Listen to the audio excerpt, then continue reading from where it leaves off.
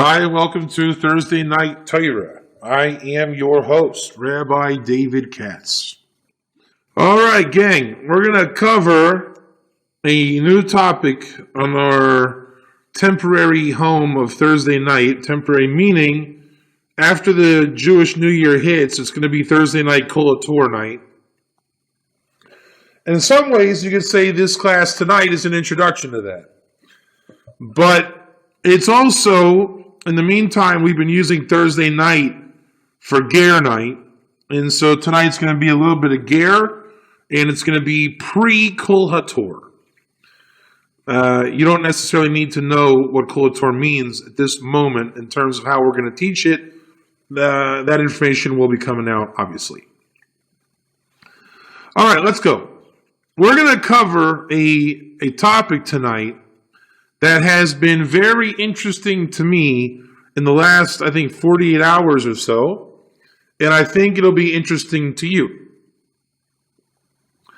It's called Zera Yisrael, roughly translated as the seed of Israel.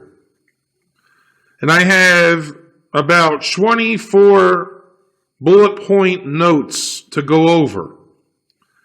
And I'm going to try to weave them together because there's so much to say. I didn't really get to prepare much in terms of identifying each bullet point, but I know it by memory, so let's try. And again, I'm figuring out the order as we go. Zera Yisrael. Zera means seed, and the implication is as like a conception, right? Making a baby, that kind of zera, seed. So I don't know how we want to introduce this. Let's just jump in. The state of Israel. Man, there's so much I want to say here. So many ways I want to say this. The state of Israel is a Zionist regime that has hijacked what is called Vilna Gaon Zionism. And you may know by now that we need to turn the sound of this thing off, is what we know.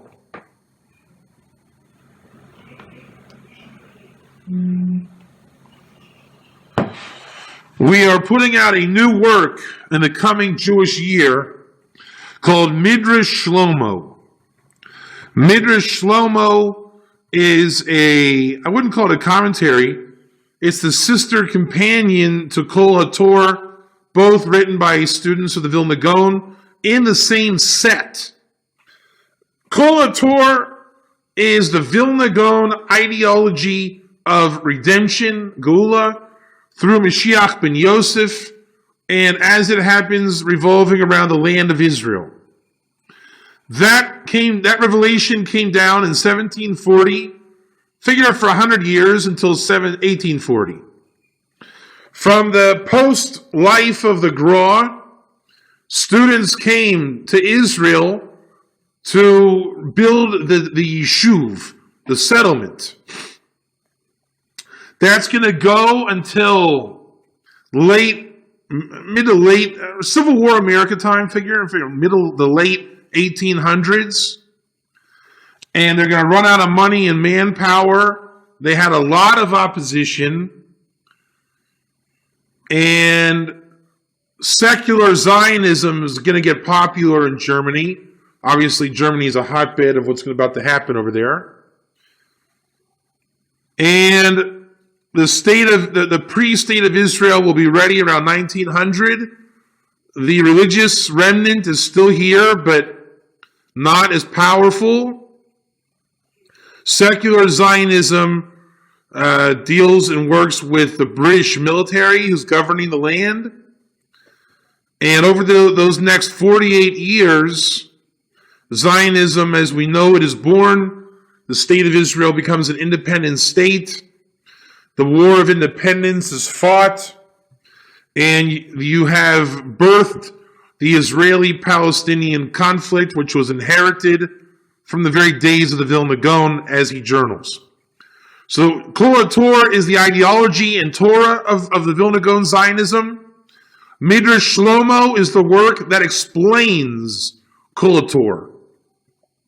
Again, written by the same person. The base Midrash of Shklov. And we will be coming out with that book soon. It's already written. It needs edited and published.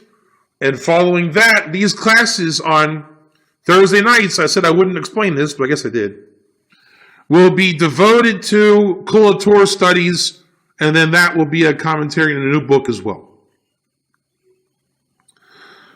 Kol Torah is all about the land of Israel, redemption, Vilna Gaon Zionism, and the true Geula. And I don't know if it's safe to say that we're involved in theorizing or speculating what redemption looks like. What Kol Torah gets into is how to identify and work with redemption in the coordinate and time and space that we're in now. So what does Geula look like in 10 years from now? I don't know. I'll tell you in 10 years from now. What does Geula look like 10 years ago? Now you're talking. Because Kol Torah maps from 1740 until now. And then tomorrow, right now, will be part of what we mapped out. So, for example, 1990 was a big Kol Torah year, for reasons I don't need to get into right now. When the paradigm clock hits 12:45 p.m., which I think it has, or 12:30 p.m. I think we're past 12:30 now.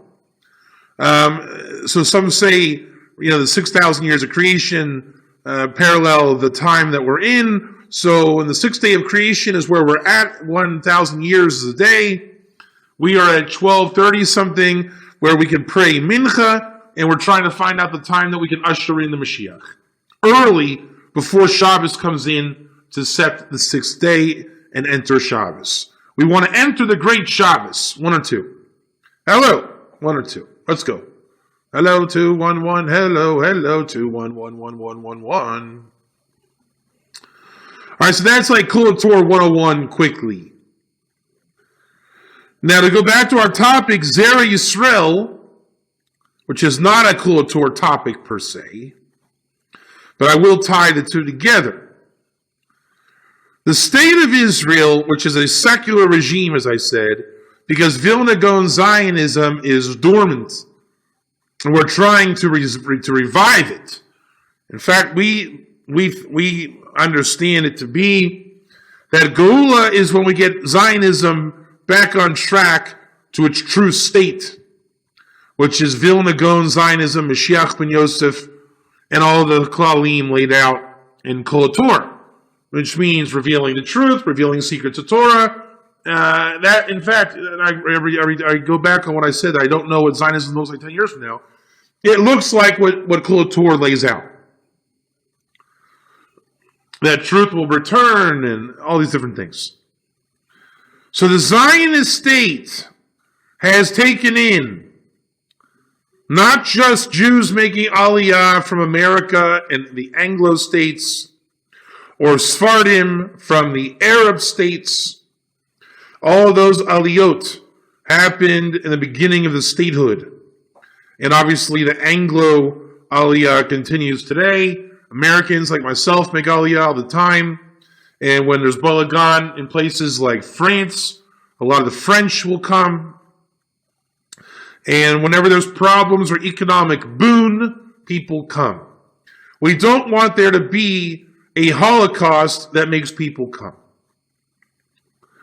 Now, the state of Israel takes in mass people for its own causes. The Russians were brought in the 90s, I think the 70s also, but the 90s. And there's the claims of the 10 lost tribes from the Ethiopians. I think they came in the 80s and then also later on. And the B'nai Menashe from India. The concept of the 10 lost tribes is something that the state of Israel is always looking into, because if they feel that they can find lost Jews and verify that they're Jews, they'll bring them over.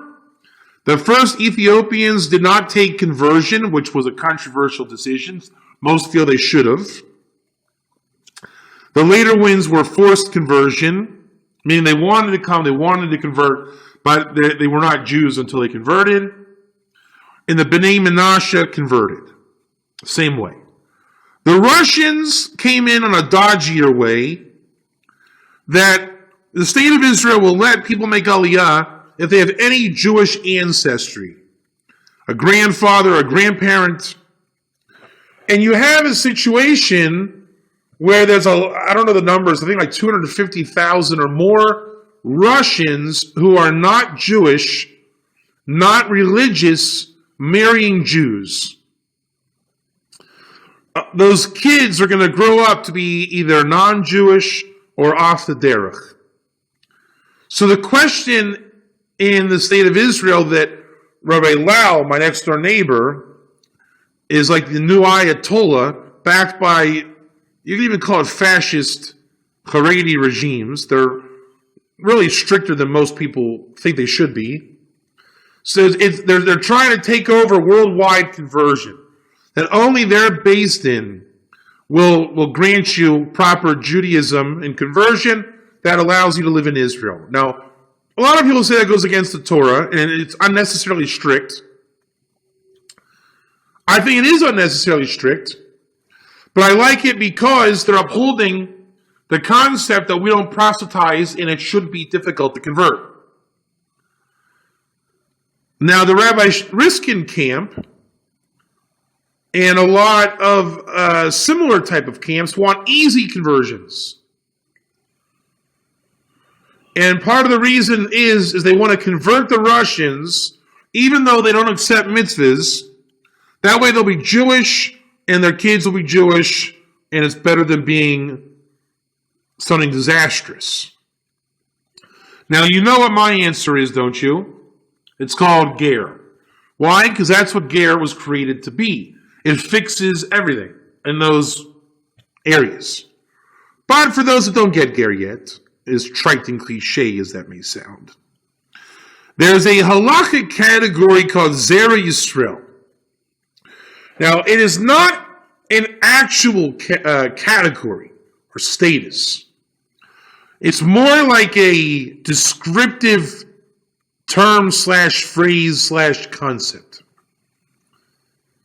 It's almost like saying the term illegal alien.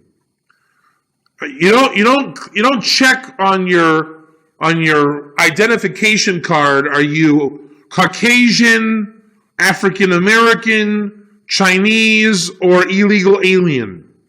Right? Nobody clicks or checks illegal alien, but yet you may be an illegal alien. But you see the difference, one or two. You are not essentially an illegal alien. No, you're a human being. And you may belong to a certain box, but you're not belonging to illegal alienhood. One or two. Hello. 211. Hello. All right. So Zera Yisrael is like a non or unofficial label, and it means you come from the seed of Israel. Which, in other words, and I called Rabbi Rabinovich one of the leaders in Zera Yisrael. Rabbi Rabinovich, of course, is one of our main opinions in the Ger Toshav book coming out. That it applies if you have a Jewish father and a non-Jewish mother, and because of your non-Jewish father, you really want to convert and be Jewish. You were raised Jewish, but you're not Jewish. And you should not have to go through the legal system. You should be able to convert relatively easy. One or two. Obviously, if you have a Jewish mother, then you are mamish a Jew, and it's irrelevant. One or two. Hello. This is called a heter. Everyone say heter. Heter. Heter. A heter is a permission, like a permission slip.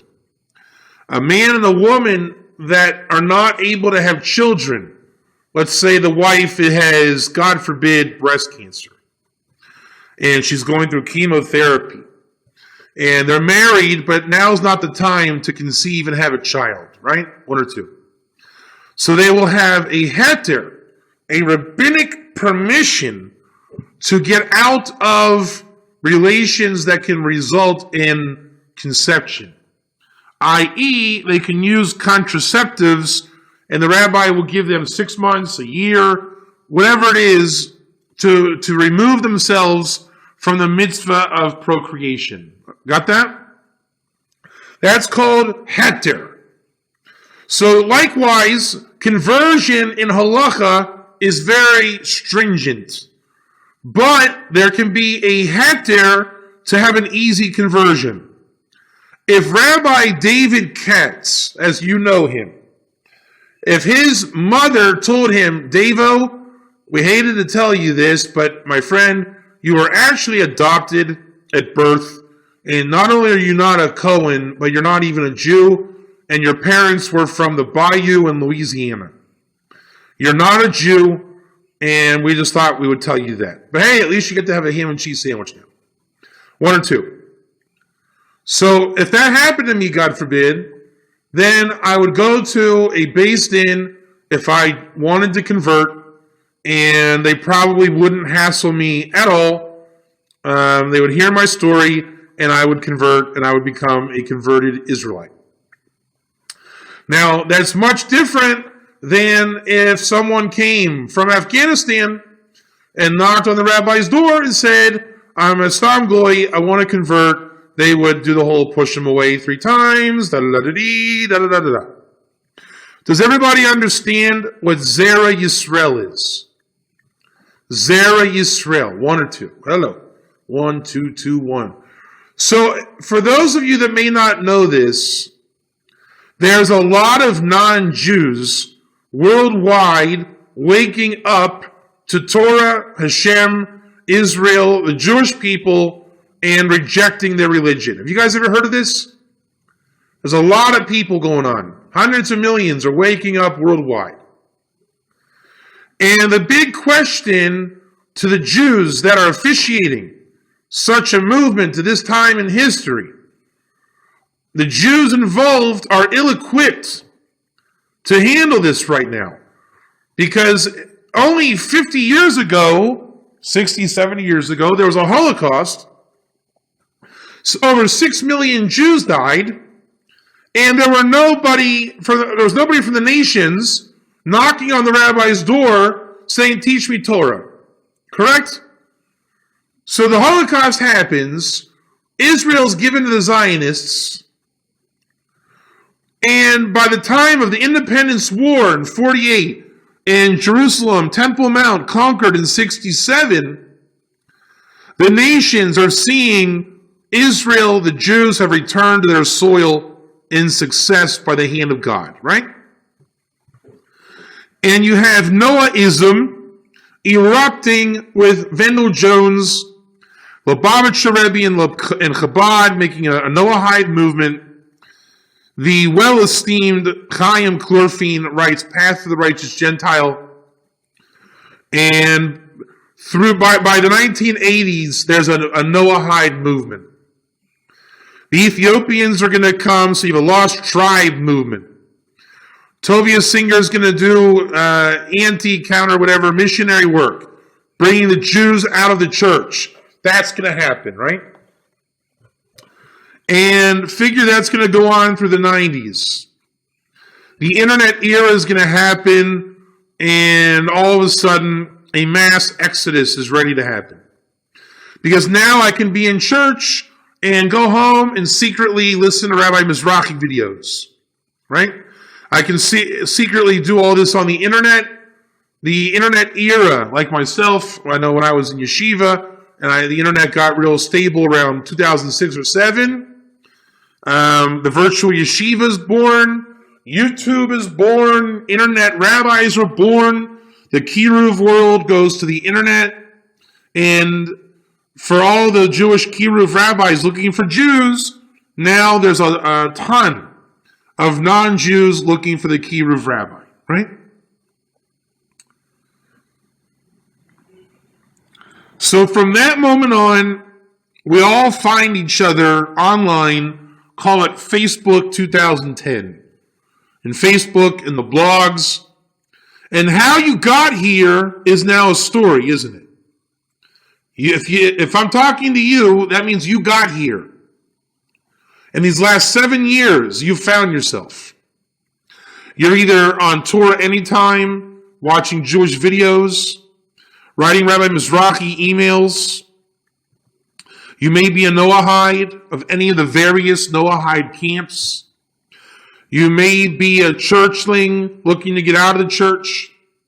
You may identify as an ex-Christian, a curious Muslim, a Messianic Jew, a lost triber, a God-fearer, someone going to Torah lessons with some rabbi online, How Talk, Get Soul Strong, a YouTube devotee.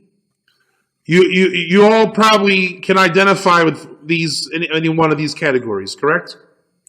One or two. And let's say there's a lot of these people.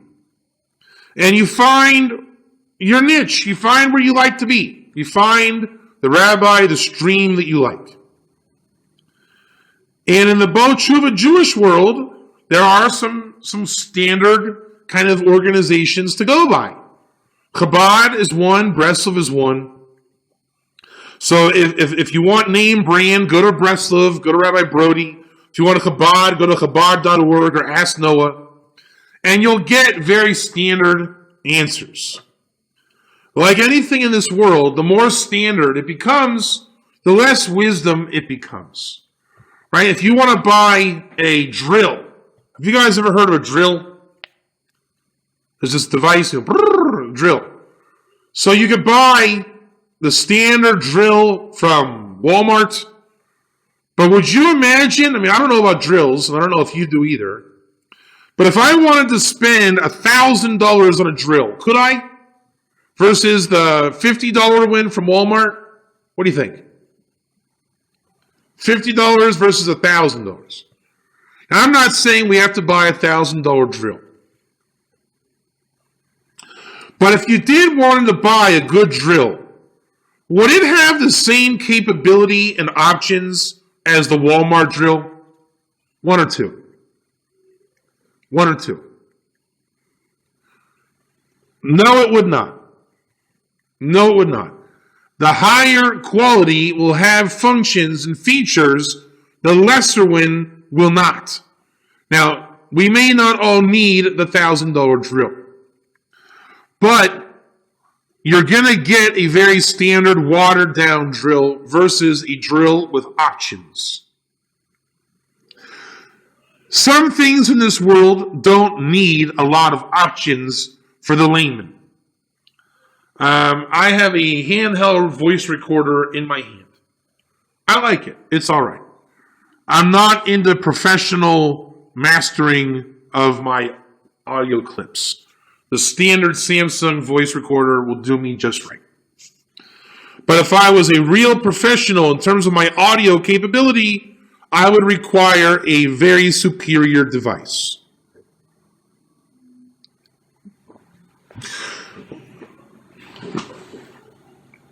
Right, so I'm assuming the price and quality are hand in hand for this analogy.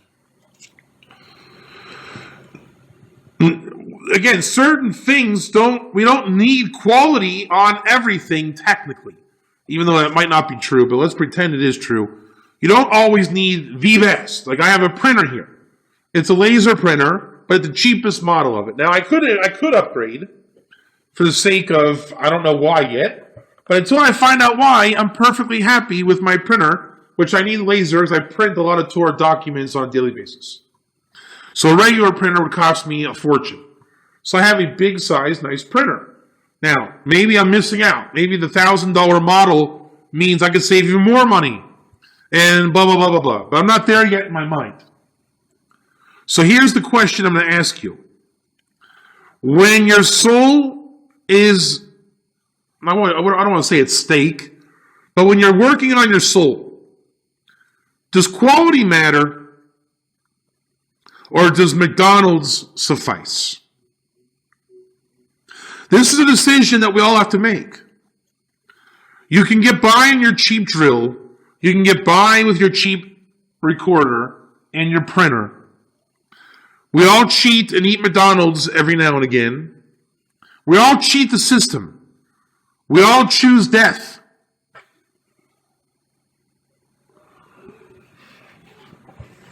But when you're learning Torah, is Torah different? Do you need quality Torah with options? Or do we take the standard one-size-fits-all? There are non-Jews and Jews. Is that a correct statement? There are non-Jews and Jews. One or two. Is that a correct statement? It is not a correct statement. Why not? Why is that statement not correct? Let's hear it. Type it out. Well, why is that basic? There's two kinds of people in this world, Jews and non-Jews. What's wrong with my statement? I think it's pretty good. Very simple. You come to me, I teach you Torah, either a non-Jew or a Jew, and we go from there. There's differences in between. Like what? What's the difference? You're either a non-Jew or Jew. So we teach non-Jews, non-Jewish Torah, and we teach Jews, Jewish Torah. And we want to bring more Jews back to non-Jews, but since non-Jews are involved, we'll teach non-Jews. Isn't that how it is? One or two? Hello, hello, hello. That's right. Grade of understanding, level of the soul. First of all, is Rabbi David Katz a Jew? Is Rabbi David Katz, am I a Jew? Not a Jew. I am a Cohen. A Cohen is not a Jew.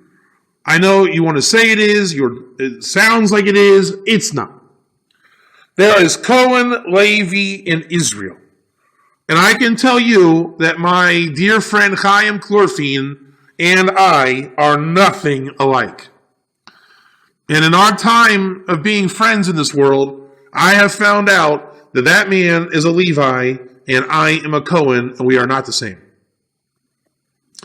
And my Israelite friends, I am not them either, and they all call me David a Cohen, because they know in the yeshiva world, it's just obvious sometimes when a Cohen is a Cohen and an Israelite is an Israelite, and they're not the same. So you can say it's semantics, but if I treat myself and my soul like an Israelite Jew and deny that I'm a Cohen, I'm going to have messed up mazel. A Israelite single 39-year-old male can see a single woman, Jewish, and say, hey, she's available, maybe we should go out. A single Cohen, chances are a single woman is not available for a single Cohen. By definition, it's going to be a different experience and a different mazel. If I go out to a restaurant with you all, will I have a different experience in the restaurant than you? When you buy your food and I sit there eating nothing, will we experience the restaurant in different ways? Yes, we will. So now, that's the difference between Cohen, Levi, Israel versus non-Jew. In the non-Jewish world, there's no such thing as a non-Jew. There are many kinds of non-Jews. So to call them all non-Jews is like calling all Jews Jews. And will you have a different experience in the restaurant than an Akum? Will the ger who doesn't eat pork have a different experience in the restaurant than the Akum? Yes. And the differences are many. So there's many kinds of people. When you are learning Torah, don't you think it's good to get that right? If I'm giving, let's paint a disgusting picture here. If I work at a clothes retail store and they sell men's clothes and women's clothes, and everyone that wants to try on clothes, we have a common dressing room. And I say, thank you for trying on the clothes in the store. The dressing room's over there. A big room where we all try on clothes together. Because we're all people. We're all happy, good people here. Is that appropriate? A little bit inappropriate. So we have to have, by responsible standards, a men's dressing area, and on the opposite end of the store, a women's dressing area. If we're going to sell men's and women's clothes. So already we went from standard and basic to something a little bit more sophisticated. So if I want to have a clothing store, I can't be cheap, and I have to invest in enough building materials to have two fully functioning, separate, completely separate dressing areas, correct? All the more so with Torah. Just by definition, it's irresponsible to say all are Jews in Torah or all are non-Jews in Torah. The non-Jew who's an Akum and a Ger, one is a Shabbos Goy, one isn't. To talk about Jews, one has a mazel of an Israelite, one has a mazel, let's say, of a Kohen. One is holy and works in the temple. One is not as holy and doesn't work in the temple. Because that's how God created creation. It's not a contest to see who's holier. It's just not a contest.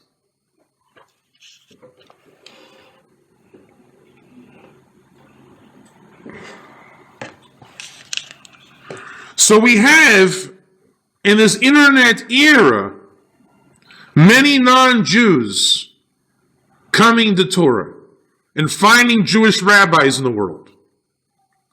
And I'm not going to spend any more time today discussing the bulk of them. Messianics, Noahides, Ephraimites, all of our friends out there. I want to focus on what is being labeled and billed as, in a very general sense, the lost tribes, or the tribers. Now, in the days of Mashiach, it is told that the lost tribes will return. And as Justin Becker will tell you, the Gerim, the sons and offspring of Jethro and the Rechabites, were exiled with the lost tribes in the time of the first temple. So they went out, the Gerim and tribes went out together. Gerim and tribes will return together. In the tribal thing going on, let's not talk about the Ephraimites, Ethiopians, or Bnei Menashe, because they've already been dealt with. The Ephraimites are Treif Gomor, Bnei Menashe. It's very hard to say that they're kosher Jews on any level, so they took conversion. And the Ethiopians, sorry to tell you, they're not Jews. Maybe once upon a time, way back in the day, but that's why they took conversion the second time. What is a Jew? A Jew is someone whose mother is Jewish. Then we talked about Zera Yisrael. My mom is not Jewish, but my dad is Jewish.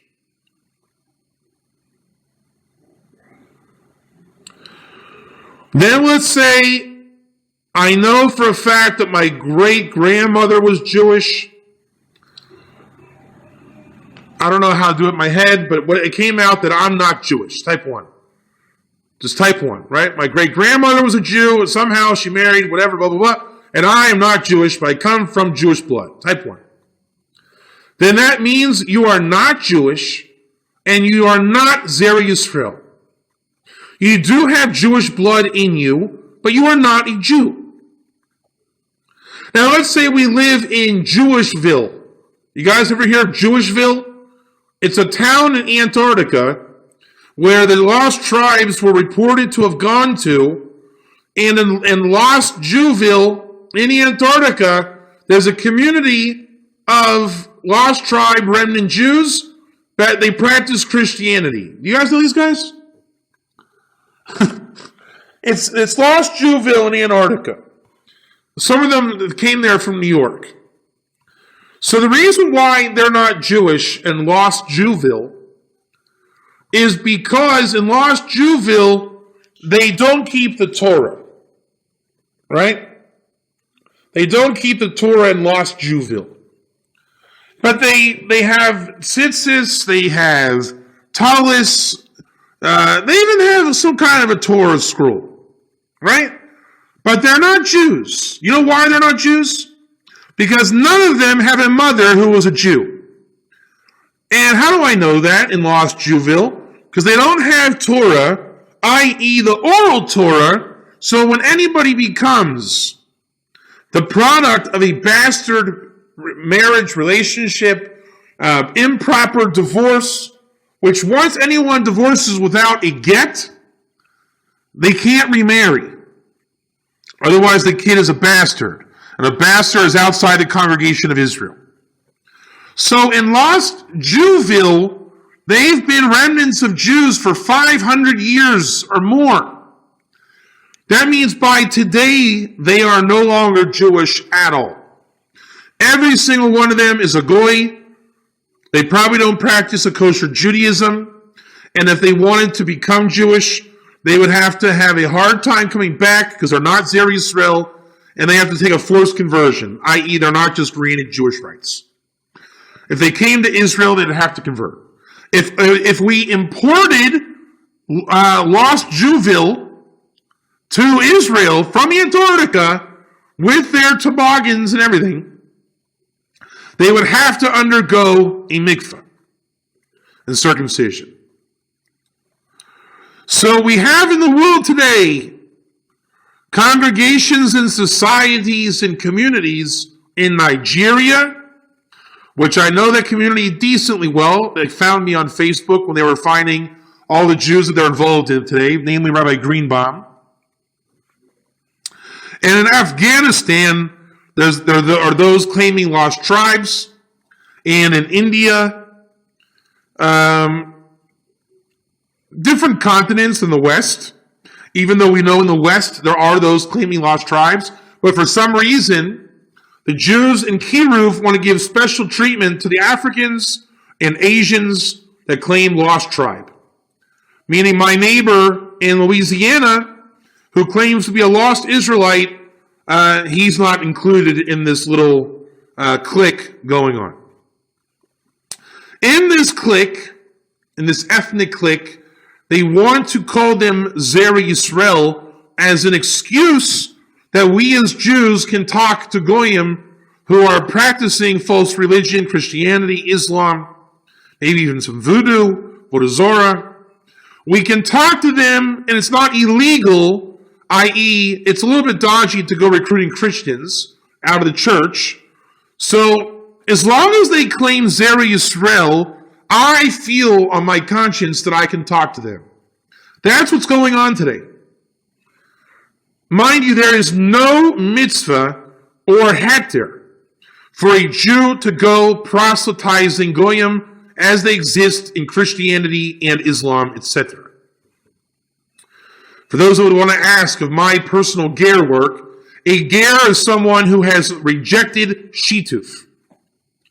I'm willing to deal with Noahides who have rejected Avodah Zorah and religion. That's as far as I will go. Anything beyond that is dealing with Christians and Muslims. In my personal view, that is not kosher. You will quote me the Rambam that says we can teach Christians. That's fine. But nowhere does it say to go and proselytize and try to convert Christians and Islam to Judaism. Because when you don't get ger, pardon the get ger phrase, but that's what it is, then the agenda for these people is to convert these people. Because you're either a goy, or you should convert. But if you don't convert, you can always be a Noahide. Which is another way of saying you can't really learn Torah, and you have no Shabbos, and we know what that story looks like. But we don't want you to be a Noahide either. We really want you to convert. We want to convert the whole world to Judaism. That's what they want you to believe. But again, I thought we don't proselytize. But the people in the Kiruv world want to proselytize. Not only do they want to proselytize, they don't teach ger. They don't even want to know what ger is. Before we get into ger, these people are claiming to be of the lost tribes, and the Kiruv rabbi will then say, so since you claim Jewish ancestry, you have Zera Yisrael. And since I say you have Zera Yisrael, now we can talk dialogue, and we can do humanitarian missions to save your people. This is all fine and dandy if it was true. But it's not true. In fact, it's called replacement theology. It's the oldest replacement theology in the book, when the church claims the new spiritual Israel. And yes, I'm aware of the Midrash. The Levi will be like the new Cohen, and the Israelite will be the new Levi, and the nations will be the new Israelite. Yes, we know the Midrash. And guess what you call a Nilva Ger, who attaches to Israel? You call him the fourth house of Israel. That's not my invention, right? That's what the psalmist says in the Psalms. Now, there's the halachic fourth non-holy house of Israel. There's the conceptual fourth house of Israel, Kohen, Levi, Israel, Ger. And there's the Nilva Ger prophesied in Yeshayahu that it clearly makes it known that those that attach to Israel and do the 7 laws according to your Toshav, they are considered an extension of Israel. There is no need to make a new religion or a new theology or replacement theology when the Torah comes equipped with how to deal with non-Jews returning to HaKadosh Baruch Hu. It seems to me that the anti-Ger establishment is threefold. Yes, I am a Ger, but don't call me a Ger. Who are you to tell me who or what I am? Meaning, don't tell me who or what I am. And Ger is just bad marketing. It would be so much better if we sold the Lost Tribe message and all these messages. Well, Torah and Hashem and Emes are not interested in marketing. Ger is not meant to be a good or bad marketing decision. Ger is called Emes. The Torah says the Ger in your gate. That's what we call it, the Ger in your gate. No new theology, no made-up religion, no forcing people to convert. It's called, are you a Jew or a non-Jew? If you're a Jew, which kind of Jew are you? Kohen, Levi, Israel. Non-Jew, where are you at in your non-Jewishness? What coordinate are you in? Am I a Christian, a Muslim, Noahide, seeker, true believer, da-da-da-da-da-da-da-da. The Torah will tell you what coordinate you are in and where you are, where you need to be. And it's very simple. If you're in idolatry, reject idolatry. Once you reject idolatry, reject Shituf. Once you reject Shituf, you're attached to Israel. Once you're attached to Israel, learn Torah and be with God. And help Israel make more Gerim. Very simple formula. And the standard stock Baal Tshuva Kiruv world wants to sell a much watered down, less option model. Because it sounds much more appealing. Well, I'm a non-Jew, but I'm Jewish in my heart, and I'm the spiritual Israel, and I like what they say about Rabbi Nachman. You can like Rabbi Nachman, but you don't need to invent a fake story to like Rabbi Nachman. And by the way, Rabbi Nachman got ger and didn't call it convert. There's really no shortcut. Options matter, and the Torah is available to everybody. It just demands that you do it the right way. So then they say, we're witnessing prophecy in our times, and we're going to help unfold prophecy. I assure you, the prophet was not a nudnik. Prophecies are deep. We don't do little makeshift prophetic parties and then say, we did a prophecy. Right? We don't get 10 Noahides, grab the tzitzis of a Jew, and say, since we contrived a little fake prophecy of 10 Noahides in a hotel room of a Jew and grabbed his tzitzis, now Mashiach has to come because we did it. We achieved what the prophet was saying. And that's what's going on. Look, I saw a kid laughing in Jerusalem. The prophecy has been achieved. That means Mashiach is here. And I'm not Jewish. I must be the lost tribes coming in. Well, you just made that up. As I say to the people that are doing the lost tribes, okay, they say they're from the lost tribes. Why do you have to encourage they're from the lost tribes? They say, I'm not encouraging they're from the lost tribes. They say they're lost tribes. Who am I to say no? So my challenge to you, Mr. Lost Triber, which tribe are you from? Can you prove which tribe you're from? Oh, you can't. Oh. So you're not really from the tribes. You're not Jewish, and you're not Zera Yisrael. But you have all the makings of a potential ger. You're a ger in exile, stuck in Avodah Zorah, looking to shed your shituf in Avodah Zorah.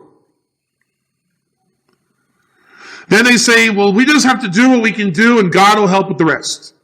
Meaning we can't really be a part of Gula, so we're gonna use Sheker to get Gula going, but we're not really part of Gula and Mashiach will deal with our Balagan. Well, Boker Tov, get into the Vilna Gaon, Kol Tor, we all have a part of the Gula. And that means you have to get it right, do your part, and not resort to Sheker. You don't call 7 billion non-Jews returning to Torah the lost tribes. And guess what? We are nearly saturated at 7 billion people returning to Torah. Because deep down, everybody knows that Israel is it. Some know it more than others. The world is Judified, or Judicized, as Nani calls it. Why is the world Judicized? Why do you have congregations wearing tzitzis and peyot and tefillin and all these Jewish zachin and little flags that say Israel and groups called the Bani Yosef? How about because Bible imagery has gone global? How about Gerim have gone around the world, making the world Judaized? It's not a Chiddush. It's not a Chiddush to find a community in Antarctica wearing tefillin. It's really not.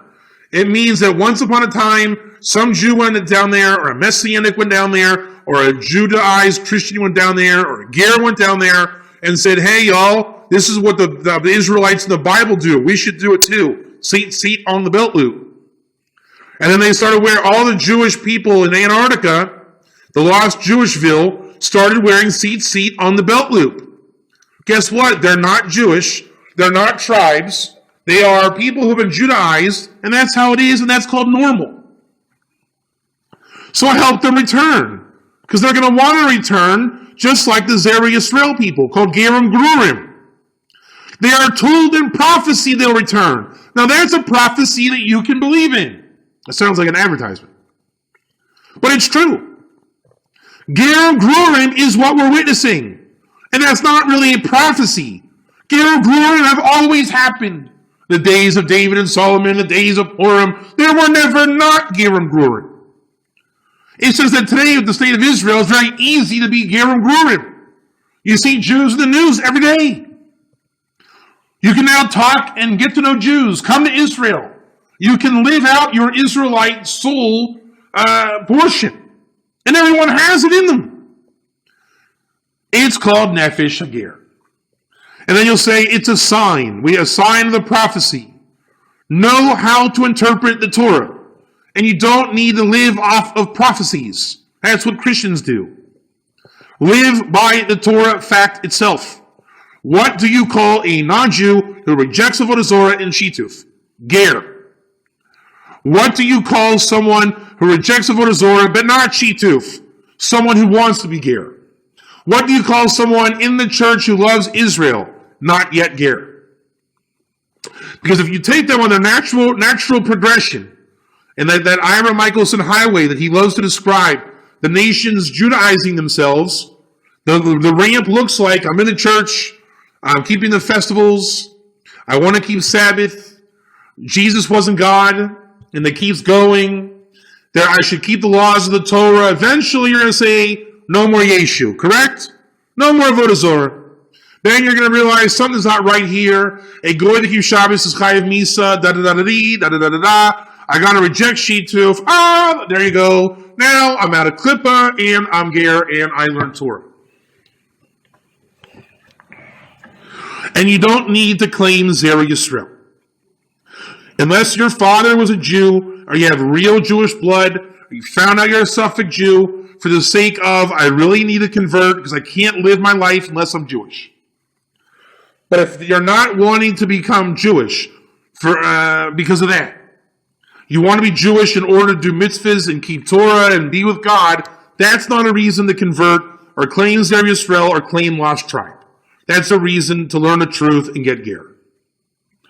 Kol Torah is the Vilna Gaon Zionism about the Jews in the land of Israel doing all the mitzvahs incumbent in the land of Israel, of which Ger Toshav is one of them, making Gerim is one of them, and everybody having a pilgrimage to come see the temple.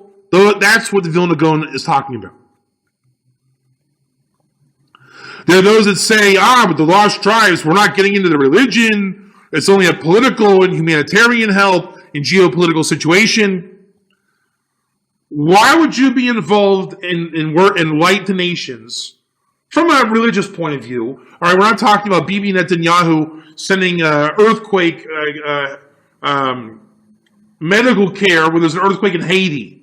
All right, that's a different level of light to nations. That's a secular Israeli thing. It's a good thing. That's not what we're talking about. When the nations are wanting to attach to Israel, that is not humanitarian. If you want to do humanitarian, just call it humanitarian. There are people in the world who have a lower lifestyle, and we're in a position to help them, and we want to help them.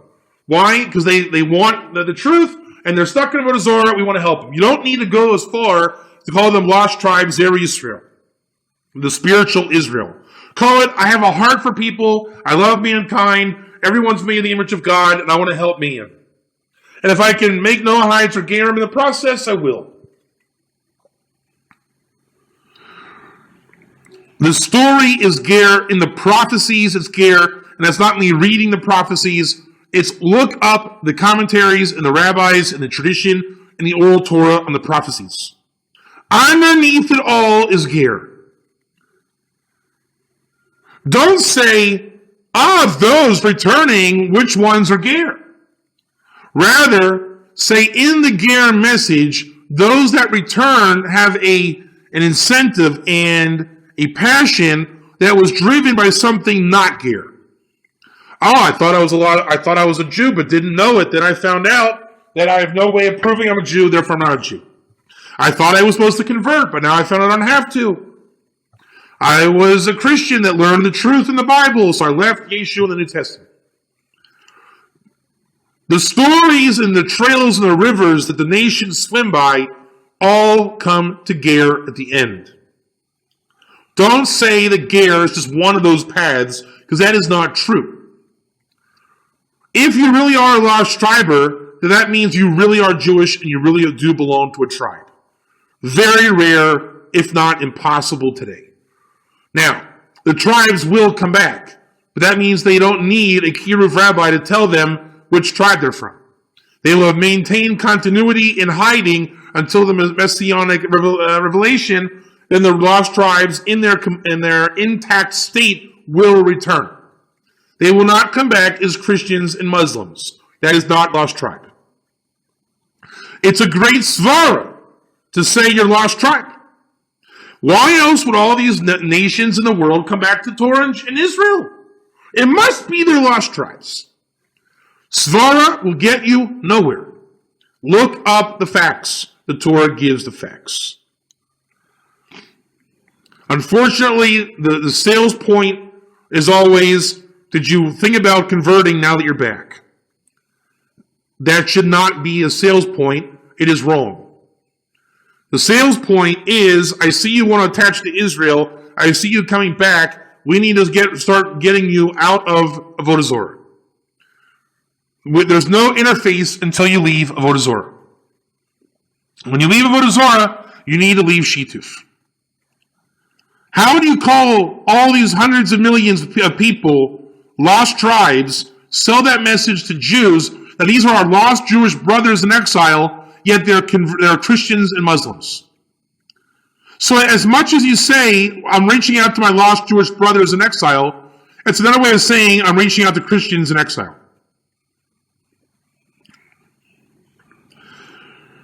These organizations are claiming that they've done their research. No one has done more research than Yair Davidi of Brit Am, or Brit Olam, whatever his name is. All right, I am not totally against Yair Davidi. He's just not right on every point, even on a lot of points. You cannot be an armchair quarterback or an armchair politician, whatever you call it, politicist, whatever that word is. You need to look up the Torah facts about what is the non-Jew in Torah. Where do the tribes go? If you want to get into that, you can't guess based on what any particular civilization tells you why they're lost tribes.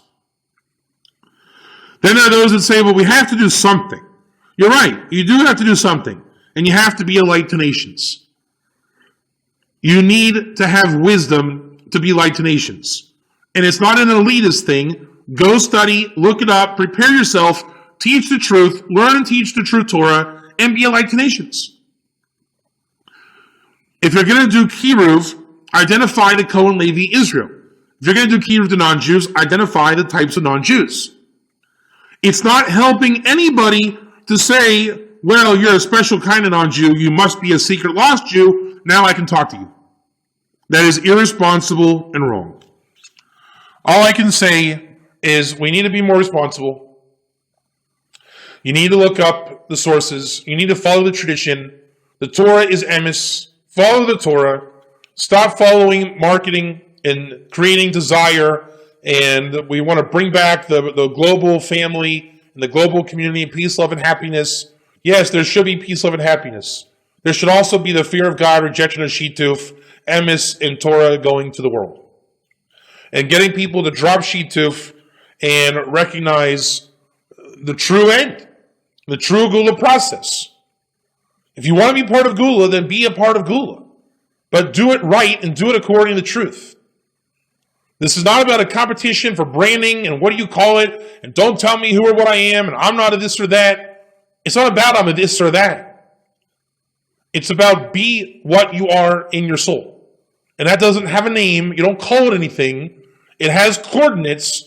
And the coordinates unlock and open levels of revelation that your soul can handle and needs to receive. The refinement out of Klippa happens. And you're not static and you don't stay in one spot. So if you're a non-Jew coming into a standard kind of message, you cannot expect to stay there the rest of your life. You will refine, it's your soul here. You will grow and you will change. If you're in Avodah Zorah, you will leave Avodah Zorah. And then you will leave Shituf. And then you'll improve on your Avodah Hashem. And if you're a mashpia, or a rabbi, or organization is not encouraging you to grow and refine, you're in the wrong spot. I know I have an online group.